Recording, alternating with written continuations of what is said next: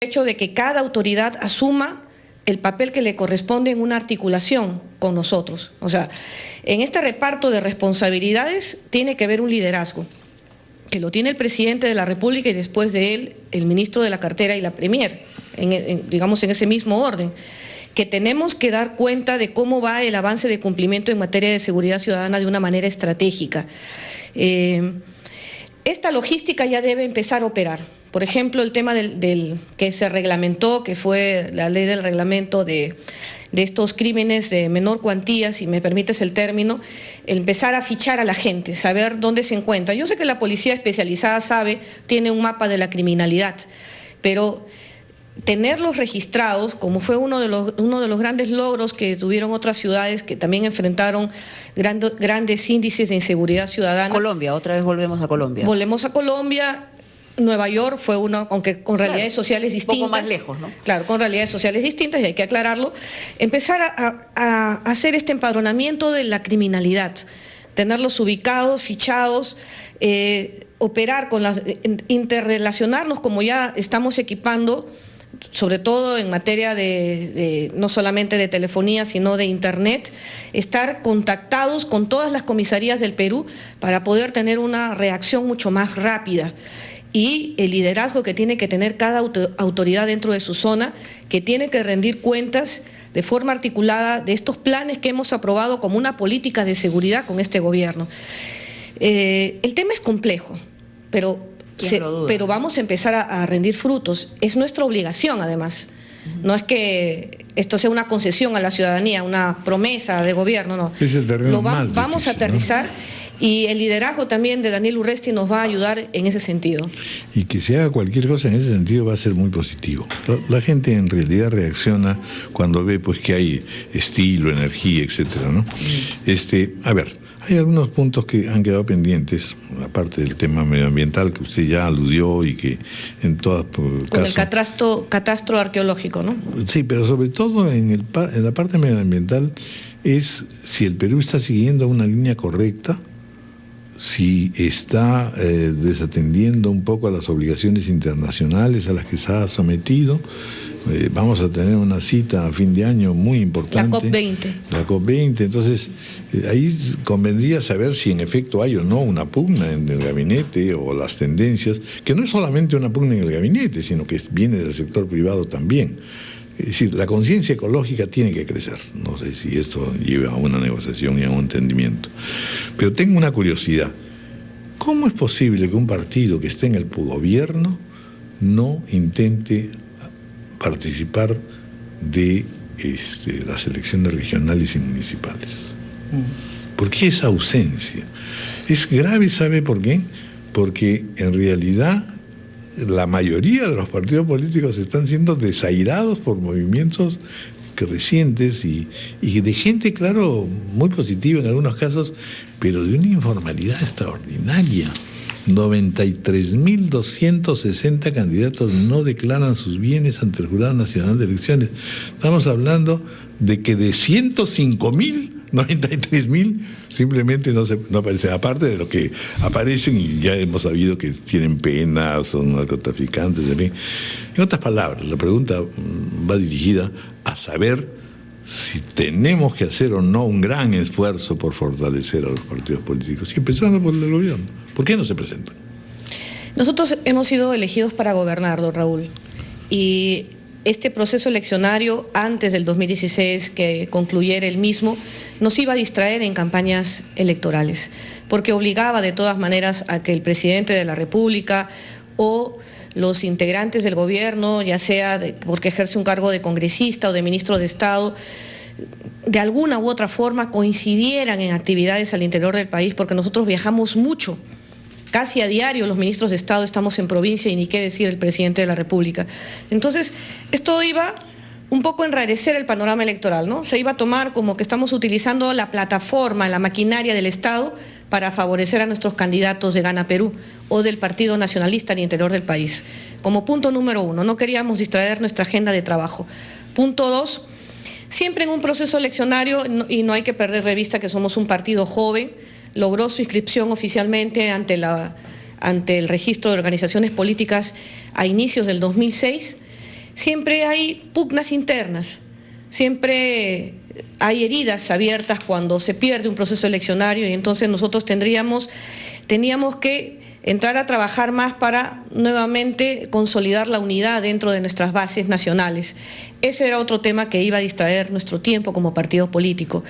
Y lo que queremos es más bien hacer eso que usted ha señalado. El fortalecimiento de los partidos políticos pasa por tener presencia desde lo más bajo. El primer estamento en las organizaciones políticas son las bases. Este trabajo político de fortalecimiento lo estamos haciendo ahora. Hemos entrado a una etapa de reestructuración para ver qué nos queda. ¿Quiénes realmente se quedaron con el Partido Nacionalista una vez que asumimos el mandato? Porque como fuimos una confluencia que llegó a ganar la presidencia de la República, muchos de estos grupos se han abierto paso. Y entonces, ¿qué tenemos? ¿Con qué contamos? ¿Seguimos abrazando el mismo ideario? ¿Van a continuar con nosotros? ¿Quiénes son los nuevos líderes? Estamos tratando también de empoderar a la mujer dentro del Partido Nacionalista al interior del país para tener más lideresas mujeres. Más todavía. Más, pues, y en ese sentido, solamente para agregar, Sí. en realidad el empoderamiento no debería ser por ser mujer, debería ser por ser eficiente, en realidad. Pero hay una brecha, y lo dice una mujer. Pero hay una brecha aún de desigualdad donde las mujeres no competimos en igualdad de oportunidades con los hombres porque no nos dan esa oportunidad. Y hay, por ejemplo, muy buenos proyectos presentados por no solamente congresistas de la República, sino también por la sociedad civil organizada al Congreso. Entonces, este trabajo de reforzamiento del Partido Nacionalista forma parte también del fortalecimiento de los partidos políticos. Y creo que esta batalla la tenemos que dar, don Raúl. Es difícil hacer política de manera organizada dentro de grupos, de partidos, de movimientos regionales. Es difícil, pero hay que hacerlo. Y creo que es bueno.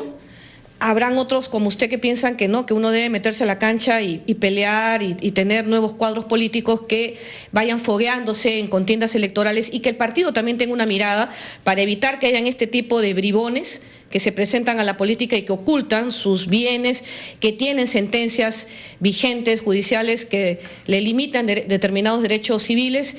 Y ese es el partido, ese es el filtro que deben hacer los partidos políticos para presentar candidatos. Nosotros también hemos tenido los nuestros, ¿no? Y lo hemos asumido así, esos errores. Pero hemos entrado en una etapa de fortalecimiento y creo que tendríamos, digamos, un trabajo mucho más elaborado al 2016 para presentar candidatos en las próximas elecciones generales, donde no solamente es la plancha presidencial, pero todo el mundo está enfocado en saber quién será el candidato en el 2016 del Partido Nacionalista, sino los que vayan a las elecciones Mónica intervenga al Congreso. Una cosita muy breve es, ¿estarían ustedes de acuerdo en participar activamente en una nueva ley electoral que parece también ser esencial justamente a los efectos de fortalecer la vida democrática sí, don y Raúl, partidaria? creo que la reforma política lo exige. ¿En estos momentos lo tiene usted en la agenda? No lo tengo en la agenda porque no lo he conversado con, en este caso sería la... Con los grupos. Claro, los otras, no solamente el Comité Ejecutivo Nacional del Partido Nacionalista, sino al interior que se dé el debate, porque entiendo que ya existe un paquete legislativo de los entes electorales, propiamente del Jurado Nacional de Elecciones. Ahí hay que ponerle ganas y sacarlo. Sí, pero ya empezó el debate, don Raúl. Lo malo sería que esto no hubiese sido agendado. Ya empezó el debate y se están logrando grandes avances, por ejemplo, la eliminación del voto preferencial. Vamos a votar también la no reelección de las autoridades regionales y municipales para evitar precisamente que haya estos cargos a perpetuidad que ha sobrepasado los controles fiscales. Y ya empezamos a aprobar próximamente estas reformas, pero claro, como ley propiamente, que fortalezca a los partidos políticos, sí estamos nosotros enfocados a esto. Hay un reclamo que se escucha, el financiamiento de los partidos políticos. Eso es un tema que estamos...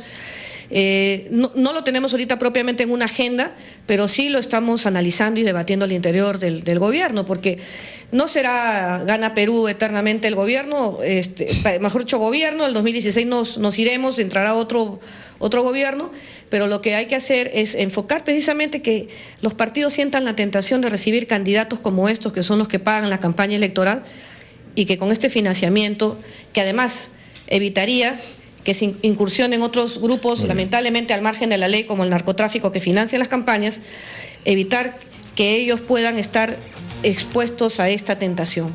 Vamos a hacer una pausa y Mónica. Sí.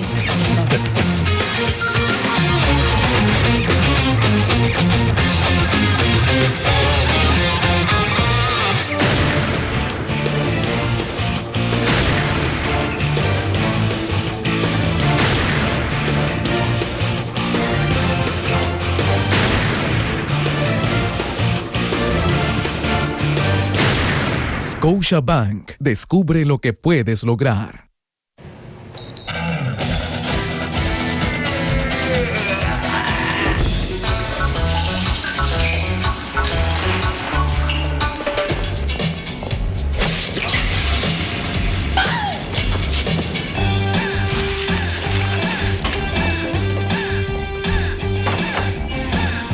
La más grande variedad del rock and pop está en Oxígeno.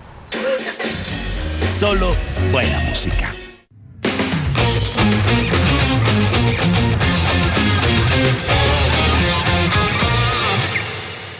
Conductor de Raúl en el sentido siguiente, sobre lo que él acaba de poner sobre la mesa. A mí me parece, por ejemplo, una gran contradicción el hecho de que el partido de gobierno no tenga candidatos en las regiones o en las municipales y más bien haya insistido o no neutralizado el tema de una eventual candidatura de Nadine Heredia hasta hace muy poco. Es decir, y además ella, siendo presidenta del Partido Nacionalista, siendo esposa del presidente, ha generado toda una confusión. Es decir, por un lado, dicen, no queremos contaminar el tema de gobierno con el trabajo que se tiene que hacer en un partido político, que me parece importante, pero por otro lado, ha habido pues demasiado ruido alrededor de una circunstancia que desde el primer momento debió zanjarse y que se ha esperado que alguien ponga contra la pared al gobierno en una circunstancia para que finalmente esto pueda rechazarse.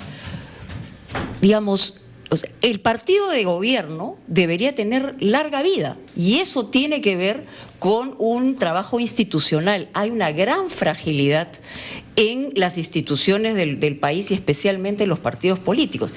Y la pregunta es la siguiente: ¿por qué no se ponen de acuerdo entre las dos minorías? Gana Perú, el Partido Nacionalista, y los fujimoristas en el tema específico de cambiar el sistema político. Le harían un gran bien al país y a los suyos. Bueno, nosotros vamos a tener, entiendo, nuevamente la Comisión de Constitución en el Congreso. Nuestro papel fundamental en este nuevo periodo de sesiones será enfocarnos a estas modificaciones constitucionales en cuanto al tema de los partidos políticos. Ese es el compromiso de Gana Perú. Esperamos recibir el respaldo también de las tiendas fujimoristas. Pero ya que me has tocado el tema, bueno, lo conversaré, Dios mediante, no sé si el lunes o martes que me junte con la bancada. Sería interesante, más allá de ser adversarios. No va a estar la señora Fujimori. Pero me imagino que su directivo portavoz está investido de té de tías, ha dicho. Y yo digo que es muy bueno el té de tías. Siempre me parece genial, de ahí salen grandes cosas. De ahí salen grandes cosas. De todas maneras, no me parece apropiada esa frase porque eso sería desmerecer. Bueno, proviene del papá del presidente, ¿no? Eso desmerece, claro, eso desmerece.